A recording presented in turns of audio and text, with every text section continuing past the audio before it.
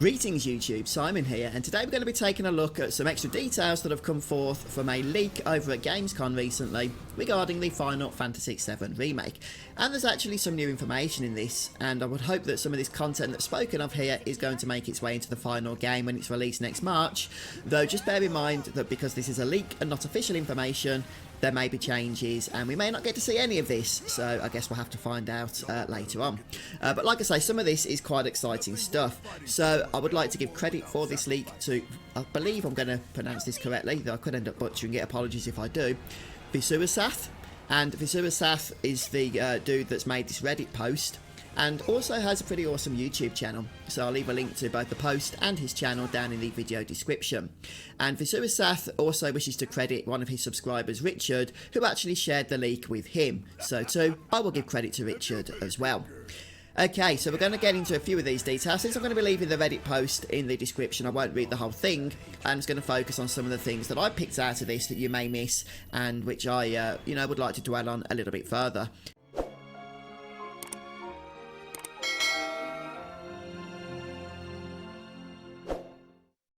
First up, shout out to Chris, who is our latest patron for the YouTube channel, so thank you so much for your support there, Chris, and of course thank you to everybody who continues to support me on Patreon or as a YouTube member.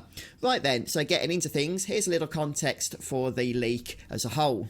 Vyzzuvazzadth informs us then that his subscriber Richard was able to play the demo at Gamescom multiple times, but before doing so was introduced to what is described as an instructional video or a Shinra propaganda video. By the sounds of it, something I would love to see and I hope is included in the game release next year, where Shinra bigs itself up, explains how wonderful Shinra is and shows just beautiful pictures of Midgar. There's actually some leaked screenshots here that go ahead and show that also. And then the video feed itself is interrupted by Jesse, who begins to explain to the player some various tutorial aspects of the gameplay, how to fight, how to use items, etc, etc. Now again, I don't think this section was playable at Gamescom. This was just a video that the player who was going to play the demo would watch before playing the demo. But hopefully in the game, this will be part of the game, and then the tutorial isn't just a video, it is something you actually get your own hands on with. That's what I'd love to see anyway. But yeah, like I said, there's a few details about this leak I want to talk about, but the bulk of it, just go ahead and read it for yourself. So again, I'm just going to take a few snippets here, and then you guys can check the rest out at your leisure. So the first thing I want to talk about is this section here. In the last shot, we see a mechanical digger carrying a pipe segment. And the most interesting thing about it is it doesn't bear an excavator shovel at the end of its arm, but instead that same brown robot hand seen in the original game. So this is what this bit of information is speaking of. Here's the leaked screenshot. You can see that we've got this piece of digger machinery, and there's a foreman standing in front of it, and the digger machinery ends with this, you can just about make it out, this kind of like brown robotic hand, which is lifting up a piece of piping segment. And you could, I'd imagine, play the game, see this, and not think of, anything else.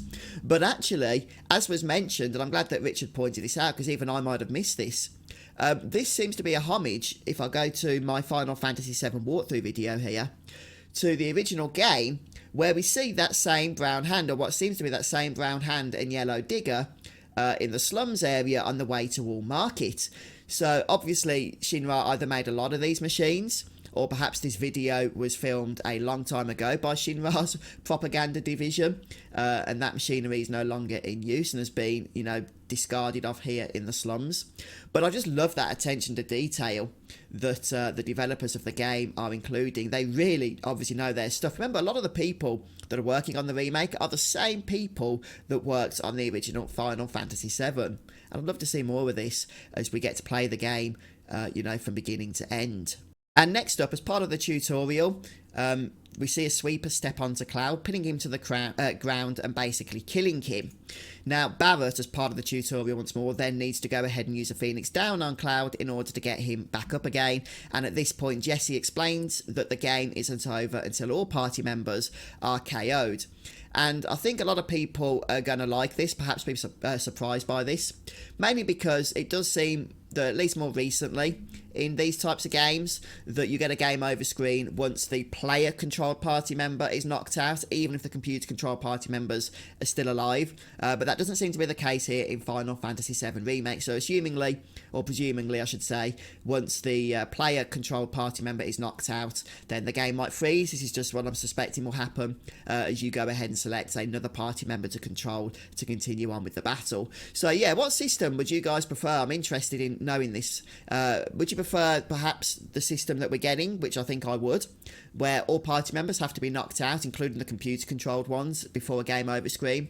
Or would you prefer perhaps the more modern iteration of this type of game, where the party member that's controlled by the player being knocked out is sufficient to bring that game over screen? Next up, I found this quite interesting. Enemies, most likely only organic ones, dissipate into green livestream particles upon death. And Richard confirms this is an in-law explanation for them disappearing to prevent clutter in combat zones. Although perhaps it's also an homage to the original Final Fantasy VII. As you guys no doubt are aware, once you've killed enemies in that game, they also disappeared seemingly into the ether. Though perhaps this actually makes me think there was a missed opportunity in the original game, because those enemies would turn red, I guess indicating that they'd been killed, and then they'd kind of like fall apart into the air and disappear.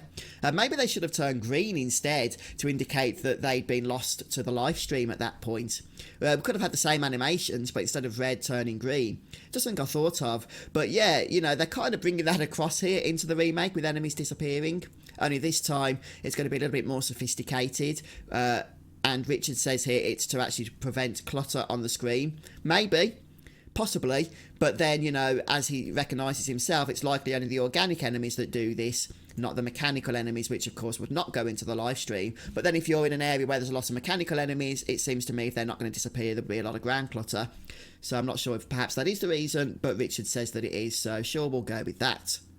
Okay, so something that did catch my eye here, and I think it's something that's potentially going to be somewhat divisive amongst players, and that is that there are no manoeuvres possible in exploration mode. So this is differentiating exploration, where you're just running around Midgar or whatever zone that it is that you happen to be in, differentiating that from combat.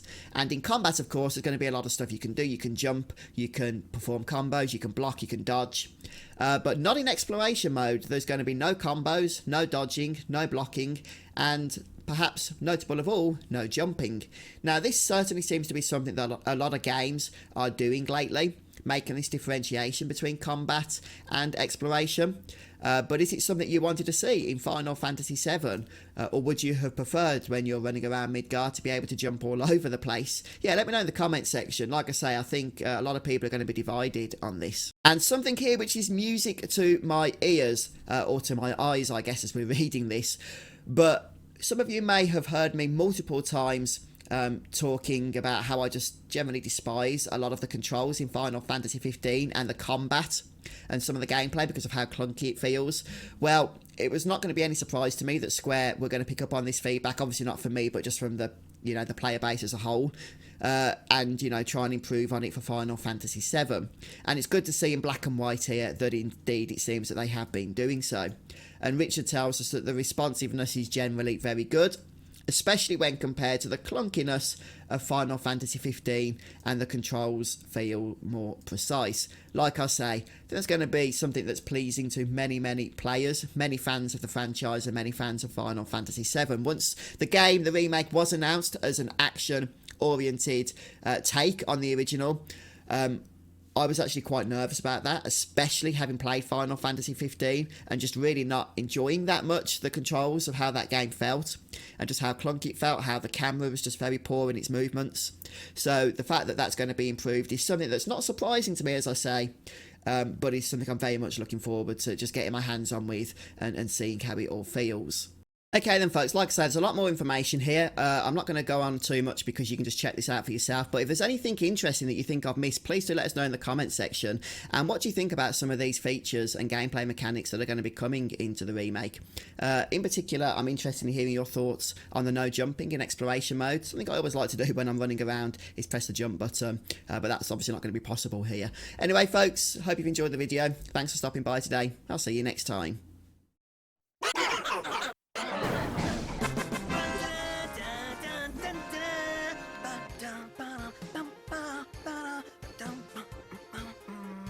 Sounds like you're having fun.